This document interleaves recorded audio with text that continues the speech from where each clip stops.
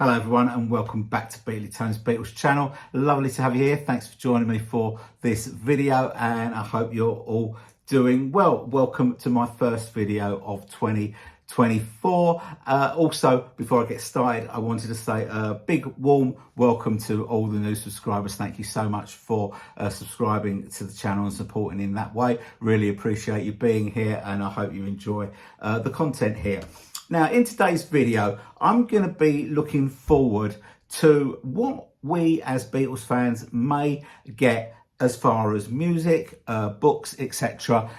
In 2024. Now, I do this kind of video every year. In fact, I'm a little bit late to the party doing it this year because I normally do it around sort of November time, looking forward into the next year. But you know, things got in the way in November, now and then, red and blue, all that sort of thing. Things got in the way of that sort of video. Now, obviously, it's not really a prediction video, more a speculation video, because predicting what is going on in Camp Beatles is becoming more and more difficult every year. Possibly because Camp Beatles in particular don't know what they're doing themselves. I'm not sure whether they've got a laid out roadmap of where they're going with the various box sets and etc. I mean, it used to be so easy. I mean, because when we were using anniversaries were a great clue to what we were getting. It used to be simple. 2017 50th anniversary of Sgt. Pepper, got a box set. 2018, 50th anniversary of the White Album, got a box set. 2019, 50th anniversary of Abbey Road, got a box set. Then it all went a bit skew with COVID. 2020 should have been Let It Be. That was delayed to 2021. And then in 2022, for reasons best known to the bigwigs at Apple, we went back to Revolver. Probably a marketing decision, because probably Revolver was maybe a nailed on bestseller for the box set treatment, but it threw everything out of whack really, and we could no longer rely on the anniversaries as a clue to what we might get. That changed back again last year when we got a 50th anniversary of the Red and the Blue album. I mean, I'm not sure whether, well, I'm pretty sure that was never the plan. That was not in the script. That was something that was added sort of last minute. And the 50th anniversary was a convenient vehicle for Now and Then. My opinion, Now and Then could have probably stood on its own. It was a #1 single in the UK, in Germany. It could have stood on its own, I think, but obviously, why you don't want to sell a single when you can sell a couple of double albums or triple albums, as it turned out to be. So, we're going to talk about what we might get from Camp Beatles' best endeavours basis.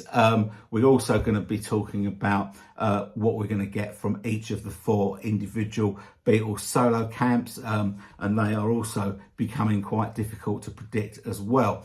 So that's what we're going to do in this video. So it's a speculation video more than a prediction video. But if we are talking about predictions, and one doesn't like to blow one's own trumpet, but if you watched the video that I did last year, I did say that there would be a 50th anniversary of the Red and the Blue album. I wasn't expecting it to be as elaborate as it turned out. I just thought, Red album on red vinyl, Blue album on blue vinyl, job done. That probably would have been it. I wasn't expecting remixes, but that was a surprise. And I think that, I think on the whole, with the Red and the Blue, I think some things they got right, some things they got wrong. The remixes, mostly, I think they got right, and what that vehicle gave to us was a little taster of what we will get in the future on some of these deluxe box sets. So let's forget the preamble. Let's go and talk about what we might get in 2024. Now, obviously, when I say that Apple don't know what they're doing, I'm being flippant. I mean, of course they know what they're doing. They should know what they're doing. They should have a roadmap for the next few years going forward. But I think as Beatles fans, we kind of worry about the things that we think that they've forgotten about, or we know that they've forgotten about, like Magical Mystery Tour, like Yellow Submarine, like all the B-sides and stuff that would normally be on a past masters. Where are the stereo remixes for those going to come? How are they going to deliver those? We don't know. We don't know yet if firstly if they will ever happen, or if they do happen, how they will happen, because they've kind of, they've gone all over the place. We've gone back to Revolver, and if you're sitting here at the back end of 2022 looking into 2023 thinking, what are we getting in 2023, and you've got your bingo card, well, it's a big bingo card for the visually impaired. You've got your bingo card. If you've got a bingo card with things that you think are coming from Camp Beatles in 2023, you've probably only got one entry on it. Rubber Soul. That is where everyone thought they were going next with this. We didn't, not in our wildest dreams could we have predicted or thought that we were going to get a new Beatles single in 2023 now and then. That came as a complete bolt out of the blue halfway through the year, and once it was announced, it seemed to take forever for it to arrive, but when it arrived, it was worth the wait. But I know that I said, I did say that there would be a red and blue, but I didn't imagine it would be as elaborate as it was with all the remixes and all that sort of stuff. But that was what we got last year, and I think that superseded Rubber Soul. I don't think that was in the original plan, and that's where I'm kind of going with. They don't know what they're doing, but that was I think a last minute decision to use the red and the blue album, or particularly the blue album, as a vehicle for for selling now and then. But we didn't see either of those things coming. Now, with Rubber Soul, and everybody still wants Rubber Soul. Makes complete sense. It is the best album in the canon left for the Super Deluxe edition treatment. It will sell. There's probably plenty of outtakes and demos and sessions and stuff to be included on it. We expect that it will probably include the mono album. Most people would welcome that, including me. Even a lot of love for the American Rubber Soul album to be included, and maybe that could happen. I'm not sure if it would, but it could happen. If it did, I would welcome that as well.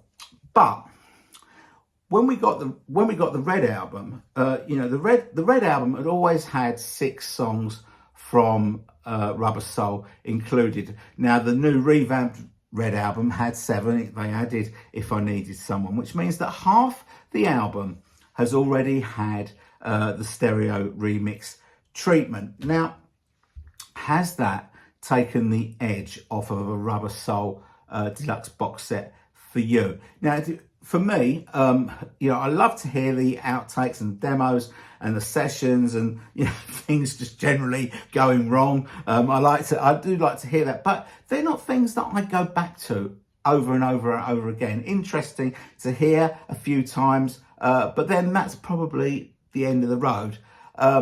My unique selling point is getting these albums like mixed properly in stereo without all that dreadful panning from side to side, music on one side, vocals on the other. That is my unique selling point of these Super Deluxe box sets, getting the stereo remix, because we should be listening to music in stereo, not in mono, not these days anyway. So that is what I'm thinking. For me, if a Rubber Soul box set comes, my main selling point is only half an album. So for me, that has just taken the edge off it a little bit.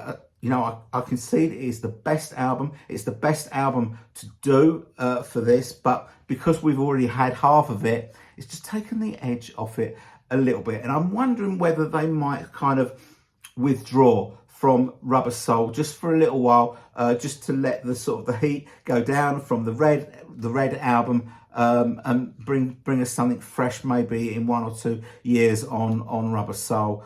Maybe they could go further back this time. You know, I did think last year, when we were still sort of, you know, talking about anniversaries, you know, last year was the 60th anniversary of Please Please Me with the Beatles. I thought a 1963 box to commemorate 60 years of those two albums would have been perfect. That would have been a really, you know, a double box set, because, you know, less outtakes and demos and that sort of stuff from those sessions surviving. And I think that would have been, you know, I think that was a missed opportunity. Now, a lot of my American friends, American YouTubers, you know, Americans that subscribe to my channel, have talked about a 60th anniversary commemoration of the British invasion. You know, the 9th of February 1964, very important date for Americans. You know, the day that the Beatles first appeared on Ed Sullivan changed the game completely. It's very important, but I think it's more personal. It's more personal to American people than it is for us, you know, in the rest of the world. And that's nothing derogatory at all. But I do think that, you know, it's more important for Americans. You know, it did change the game. You know, the country was still in mourning, you know, after the death of JFK. You know, the Beatles arriving kind of lifted the mood of the country, and things, you know, went from, you know, improved, shall we say, and went just a little bit mental after the Beatles arrived in America. So I think that the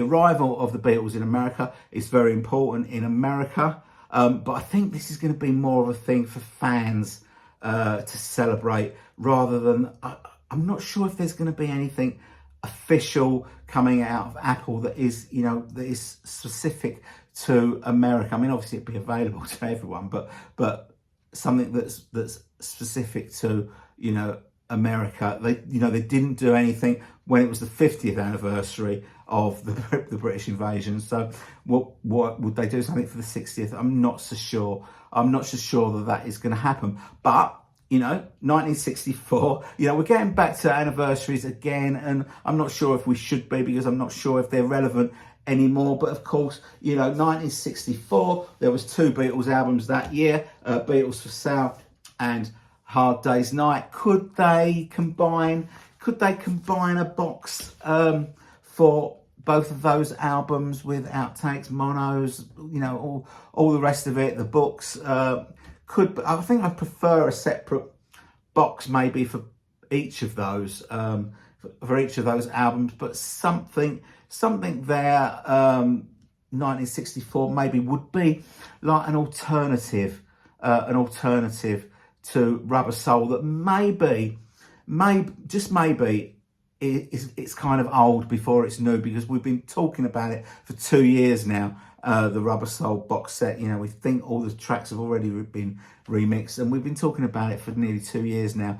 And I'm just thinking maybe they just might want to step back from it a little bit, just because the edge might have been taken off of a Rubber Soul box set because of the amount of Rubber Soul content on the Red album. You tell me what you think. Has half of Rubber Soul being remixed taken the edge off of the Super Deluxe box set for you? I'm not saying, of course, you want it. Everyone wants it, but would you rather go somewhere else first and then come back to that? Do let me know down in the comments. Now, I think from the Beatles' point of view, that's probably it. You know, I mean, it's great that you know, you don't have to be Nostradamus to predict that there is going to be a Beatles box set during 2024. And how great does that sound? Because pre 2017, that wasn't even in our heads, and now we kind of expect it. We expect there to be a box set every year, and that is a great place for us to be. So whatever they give us, we know that we will love it. Will it be Rubber Soul? Will it be something akin to 1964? We'll have to wait and see. Now, I want to kind of make this video things that I think that are reasonably likely to happen, rather than being a personal wish list. I know that everyone has got a personal wish list, and I've heard shouts out for things like revamped anthology. I've heard shouts out for an audio version of Shea Stadium. People are still hankering after a complete rooftop audio our album. And there's also been a lot of talk about the Hamburg tapes. We know that Peter Jackson has now bought the Hamburg tapes. I think this is a little bit of a vanity project for Peter Jackson. He's going to go away and work on that, see what he can do with them, see how far he can, get his team to clean them up and that sort of stuff. He'll probably then try and see whether Apple are interested in buying. If not, they could go elsewhere, but I think that's a vanity project. I don't see that as being something that would be ready for this year, maybe the year after, but 2025, but not something for this year, I don't think. So I think that's kind of what I think might happen Beatles wise. Do tell me if you've got other ideas. I'm sure you've got wish lists, but try and be realistic. Try and be realistic about what could happen. Love to hear from you as always. As far as Beatle books goes, I'm sure there will be a whole plethora of Beatles books of varying degrees of quality coming out in 2024, like there are every year. Obviously, the most anticipated book on the Beatles would be part 2 of Mark Lewison's trilogy, his Tune In trilogy. I don't really see that as being something that is going to arrive in 2024. I think Mark gets too bogged down in minutiae for my liking in his writing. I don't really need to know what colour underpants John Lennon was wearing on the 6th of September 1963. They were probably white Y-fronts. But we don't really need to know that. I mean, Mark has uncovered lots of great facts in his books, but I think he does get too bogged down with minutiae that is not important. I kind of think it as being akin as when you watch a series on Netflix or something, and it's 10 episodes or something, and you get to the end and you think, well, they could have probably wrapped that up in 5 or 6 episodes. It's kind of like that. But so part 2 of Tune In, don't really see that happening in 2024. Okay, let's move on to the solo Beatles. Let's start with Ringo. With Ringo, we know we've already got one definite release on the way. Ringo's Country EP coming probably in February. 4 country songs coming in February. Now, Ringo doesn't like putting out albums anymore. What he does like doing is putting out EPs for the same price as an album. Or maybe we shouldn't be blaming Ringo personally. Maybe we should be blaming the marketing men for that. But if you are, if you've been buying Ringo's EPs on vinyl up to this point, you're probably paying £20 to £25 for four songs, which is just not on. It's the full price of an album, more or less. And that doesn't interest me. I'm not buying Ringo's EPs on vinyl at that price. It's bad enough on CD. They've been about £11, which is about the full price of a CD album as well for 4 tracks. And I realise that when I'm buying a Ringo EP, it's probably a loyalty purchase, but that's the way I roll. So with Ringo, definite country EP, a second EP later in the year, probably October, November time coming. That has already been announced, but not a release date. So at least 2 EPs coming from Ringo in 2024. Now, The record that we want from Ringo is this one, 1973's Ringo album. The only album really that Ringo's put out that can warrant a super deluxe box set. Now, Ringo, I don't think is really interested in putting out super deluxe box sets. Whether Universal Music will be interested in putting out Ringo as a super deluxe box set, I don't know. Maybe they think it wouldn't sell. Personally, I think it would sell amongst hardcore Beatles fans, because that we are the people that buy these super deluxe box sets. The general public don't buy super deluxe box sets. They buy like a single album if they're inquisitive. But I think that it would be a seller. Fantastic album, Ringo's best album by a country mile. When you think about the cast of players that's on this album, the other three Beatles and loads of other top musicians, love to hear the outtakes and sessions and demos from this. We've heard some of them. We've heard the sort of the John Lennon ones on the Lennon anthology. But love to see a box set of the Ringo album. I don't think there are any Beatles fans that wouldn't welcome that. As I say, whether Ringo would entertain the idea, I don't know. So fingers crossed for that. Obviously, the 50th anniversary was last year, but we've kind of established that anniversaries are a bit out of the window now. So these sort of things can happen at any time. What I think that we might get, and probably will get, from Ringo as far as albums goes, is a record store day release, and that's because it kind of follows a trend of the last few record store days. There has been Ringo reissues put out on coloured vinyl. As I say, last year, 2023, we've got Stop and Smell the Roses on a sort of a red vinyl with additional material on a sort of a red and creamy splattered vinyl, and they've kind of gone both ways on this. I think they've done numerous coloured versions of Ringo the Fourth, and they've done Bad Boy, and they've done Time Takes Time. Maybe they go the other way, maybe Vertical Man or something like that. But I'm thinking that they might go backwards.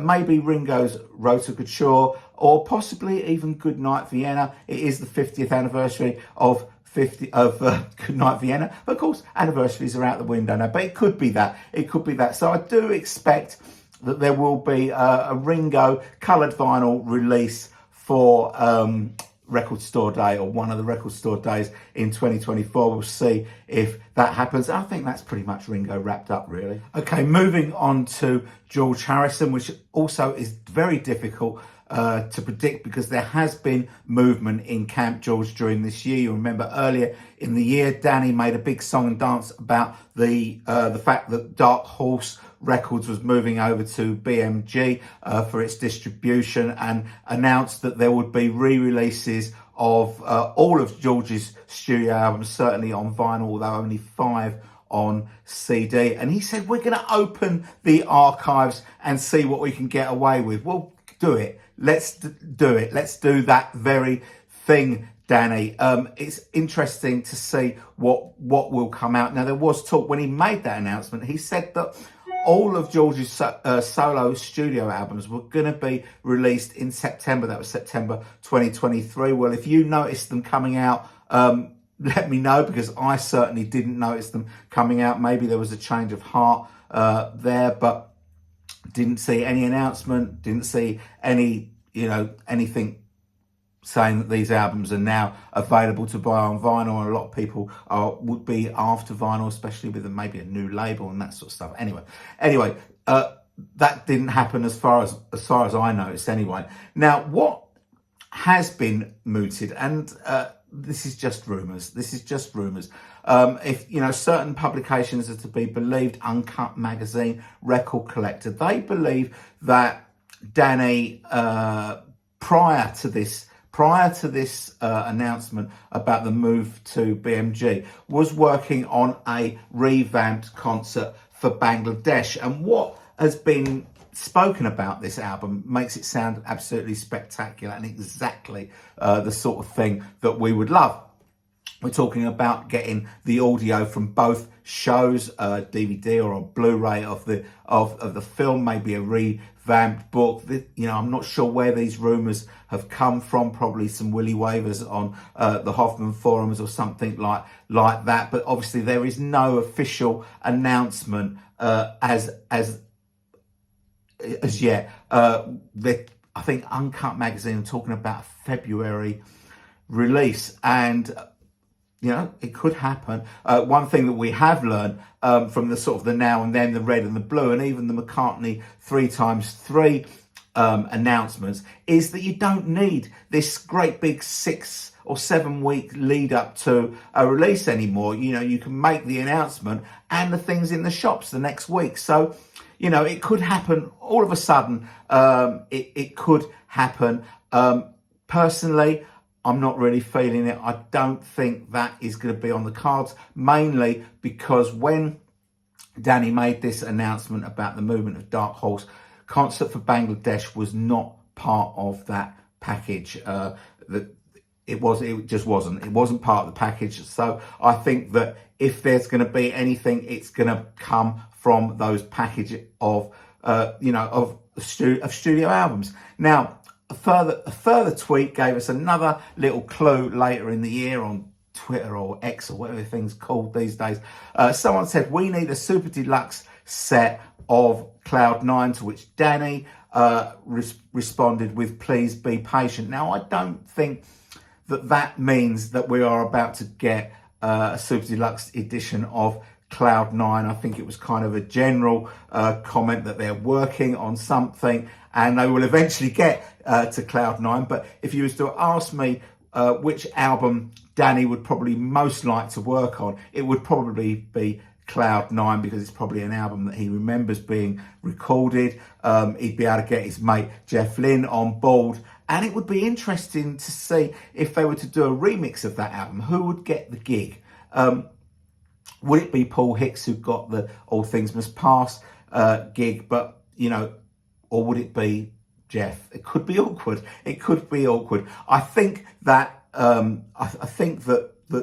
I don't think that's the way they go. I think they will still go chronological, and I think that Living in the Material World is the most likely candidate to get the next super deluxe treatment. We'd love to have that, a remix of the album, some outtakes and stuff like that, and demos and all that great stuff. A nice lavish book. No Uber box though. We don't need an Uber box. But Living in the Material World would probably be where the smart money would go.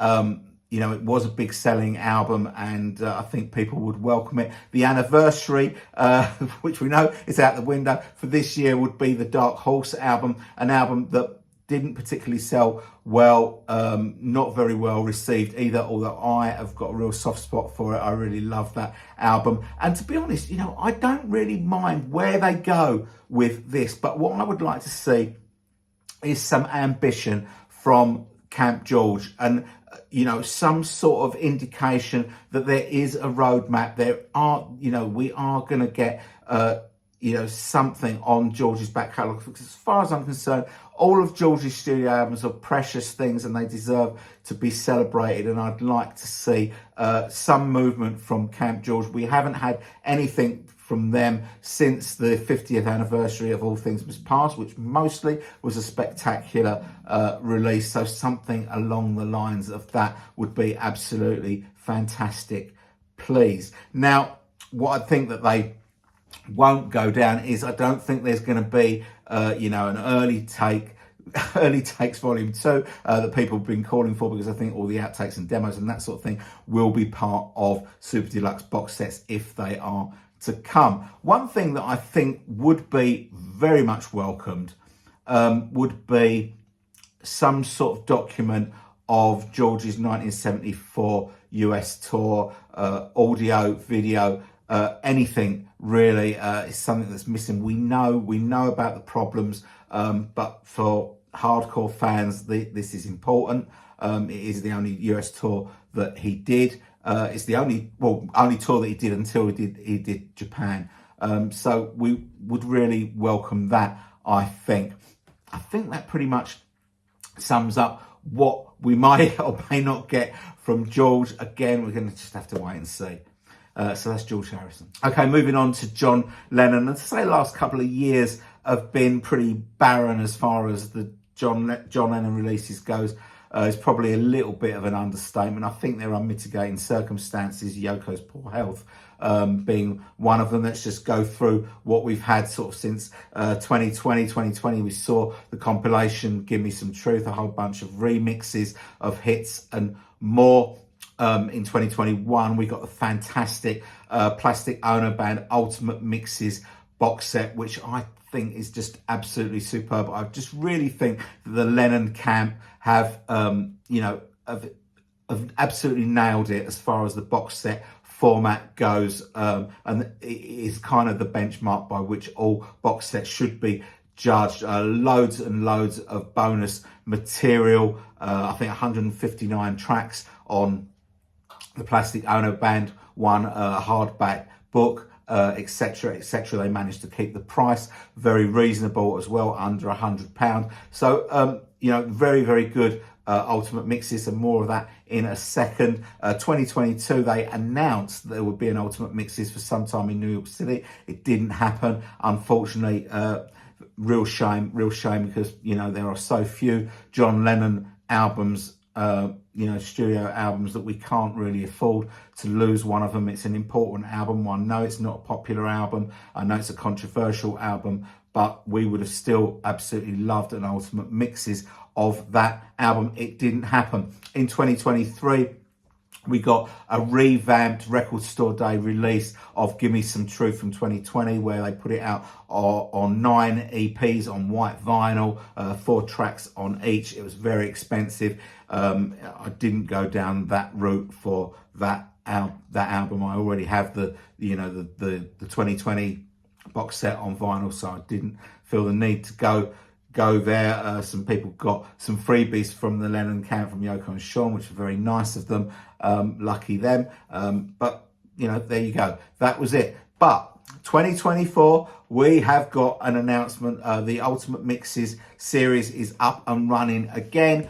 Mind Games will get the Ultimate Mixes treatment released in June 2024. So something really to look forward to.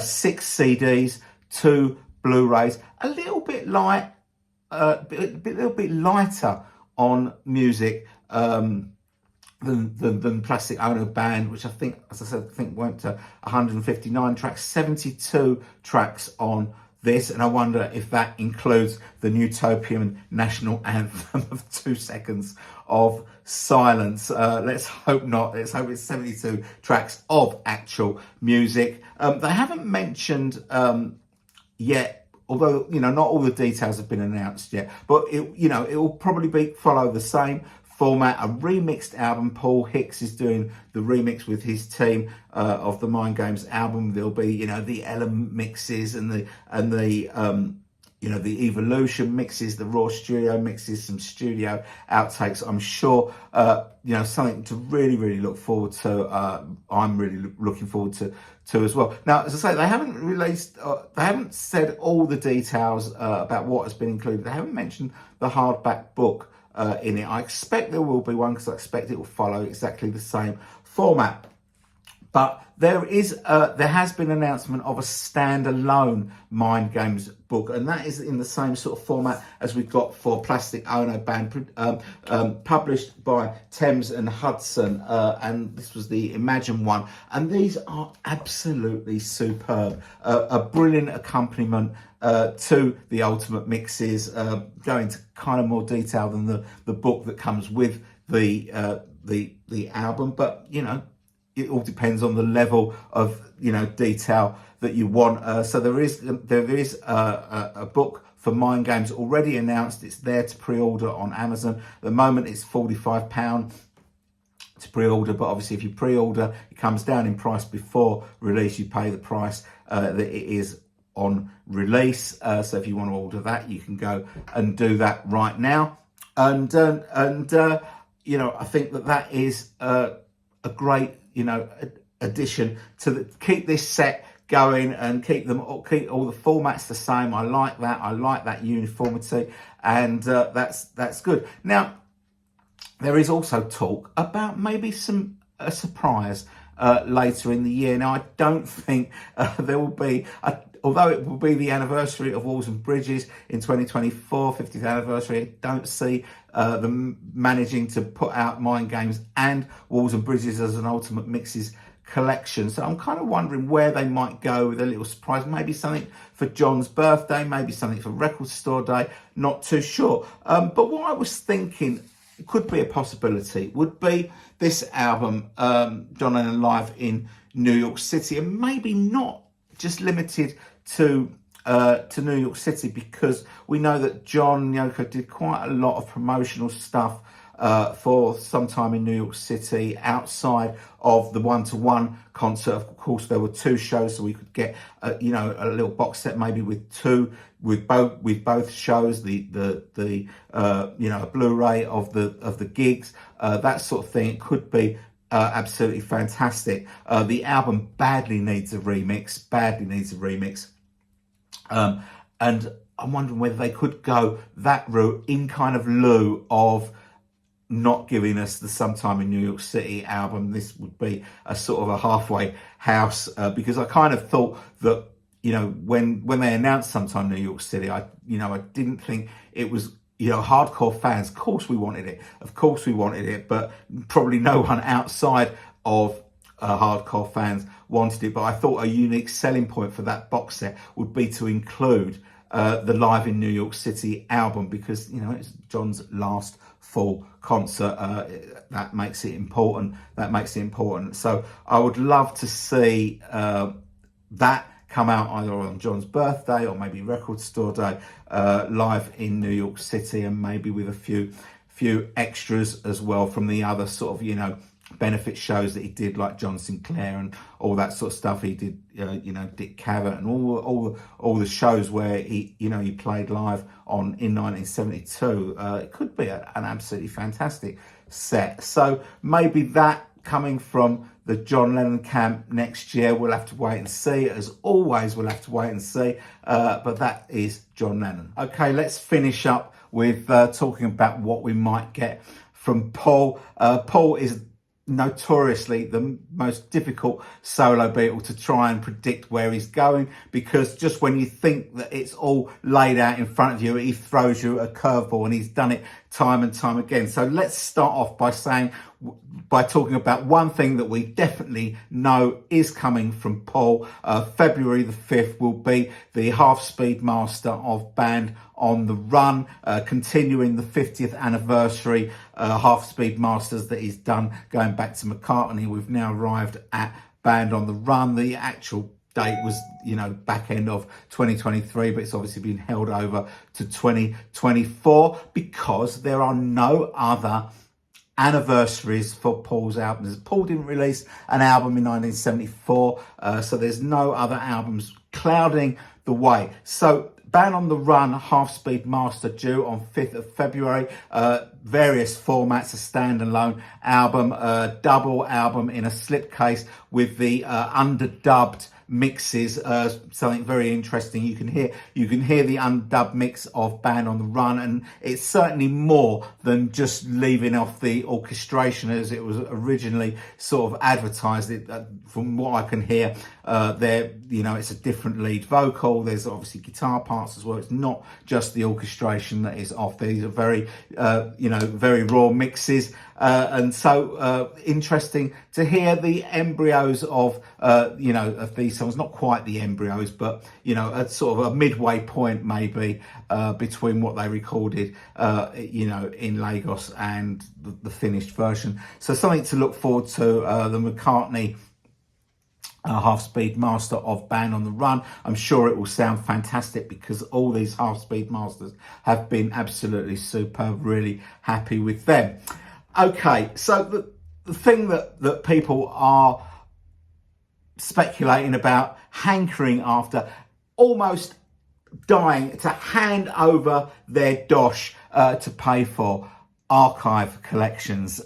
It's been 3 years. It's been 3 years since Flaming Pie came out in 2020. We are due one, and there are little musings among YouTubers that maybe the archive collection is dead. I'm not subscribing to that just yet. The reason why I'm I'm holding on to the fact that the archive collection is still alive is I'm going by the tour program, the Got Back tour program. So when Paul did the second leg of the Got Back tour, that was the Australian, Mexico and Brazilian legs of the Got Back tour, there was an updated tour program from the first leg, the US leg. Now in that first leg, there was a page on the archive collections telling you about all the archive collections that had been and gone. And at the bottom of that page, it said, look out for new archive editions coming soon. Now, when we got to the second leg of the tour program changed. It added some new pages. It added a page about the 80 singles crate. It added a page about the Glastonbury gig. It added a page about the Eyes of the Storm book. So, basically, if they can add pages to a tour program, they can take pages out that are no longer relevant. They didn't do that with the second leg tour program. The archive page is still there, still saying, look out for new archive collection coming soon. So let's just hang on to that until we know any better. That is our one thread of hope for it. Now, to my reckoning, the archive collection, how I understand it, it's a joint venture between the music and Linda's photographs. So any albums that came out after Linda passed are not part of the scope of the archive collection. So by my reckoning, I think there are 5 albums left to deliver. London Town, Back to the Egg, give my regards to Broad Street. It's hard to say that without a little smile. Press to Play and Off the Ground. At a push, you could say Unplugged and Tripping the Live Fantastic could also be included as part of that, but they are live albums on one hand. On the other hand, they gave us Wings Over America. So you don't know, but 5 albums would do me. We got those 5 albums. I'd be happy for that to be finished. Now, the smart money is on London Town and Back to the Egg. We've been talking about it for 3 years, probably since Flaming Pie came out. And, both of those would make superb archive collections, particularly Back to the Egg. Not that I think that Back to the Egg is a better album, because I don't, but I think there is more material to make it a better box set. With London Town, there weren't too many unreleased songs from those sessions. Back to the Egg, there's quite a lot of unreleased material. There's of course the Back to the Egg videos that they did for quite a number of the songs on the album. Of course, there's the UK tour, the 1979 UK tour that they did in support of the Back to the Egg albums. 2 gigs recorded, the Glasgow Apollo gig, the last gig of the main tour, and the concert for Kampuchea at the Hammersmith Odeon on 29th of December. Both recorded tracks from those albums have slipped out on various archive editions that have been and gone already, but it would be great to get those concerts in their entirety with video if possible. These 2 could be great archive collections. I could see it kind of going in the same way, the same format as the Big Barn box did, where we might, you might be able to, London Town as a standalone archive edition, Back to the Egg as a standalone archive edition, and then there was a box with both of them in it, and then maybe a bonus of the Wings Over the UK, similar to Wings Over Europe that we got in the Big Barn box. That's how I could see that going. Give me a job, MPL. I'm doing your job for you. People are, dying to pay for these things. Let's get them out. But, I think Off the Ground would make a great archive edition. There's loads of bonus material for that as well, and the same for press to play as well. I'd really like to see that as well. So I spoke earlier about Rubber Soul being old before it's new. Back to the Egg and London Town are certainly old before they are new. That's for sure. Okay, so that's the archive edition. If we say London Town and Back to the Egg enough times, eventually it might actually happen. Now, what else could be on the cards? Now, we know that Paul has been recording tracks with Andrew Watt, the producer of Hackney Diamonds, the Rolling Stones album of this year. We don't know how far that has progressed. We don't know how many tracks he has recorded. Is there an album's worth there? But could we see a new album from Paul McCartney, an album of new studio material from Paul this year? It's a possibility. It's a possibility. And I wonder if there was to be a new album by Paul, would we then see this McCartney 3 thing where we're getting loads of coloured variants trickling out over the course of the year, again detracting from other projects? Maybe. I'll be interested to know whether people would like to see where do people's priorities lie. Would they rather see a new studio album from Paul, or would they like to see these archive editions that they've been hankering after for 3 years to come out? Which would you choose if you could only have one or t'other? Let me know down in the comments. Now, what we could also see from Paul this year is some gigs. We know he's done the US Got Back tour. He's done Australia, Mexico and Brazil as part 2 of the Got Back tour. It wouldn't be infeasible to expect some gigs from Paul in Europe and the UK during 2024.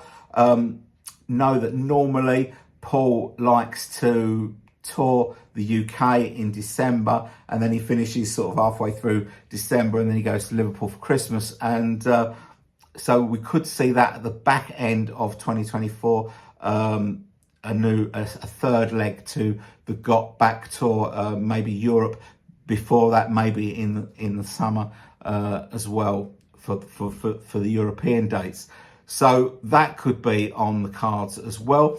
Now, we're kind of thinking, we're thinking inside the box. But, Macca, he throws us curveballs all the time curveballs. He's got things going on that we don't know about. He's done it time and time again. The 80s, 60s crate, the Eye of the Storm book, the Now and Then, the Red and the Blue, McCartney 1, 2, 3, the 3x3, all the time there are things going on, with Paul. He never sits still, he never rests. I understand they've taken all the chairs out of his house because he never sits anywhere on his arse anymore. He's always up and about and doing stuff. So, there are things that we won't have even thought about that may be on the cards coming from Camp Paul.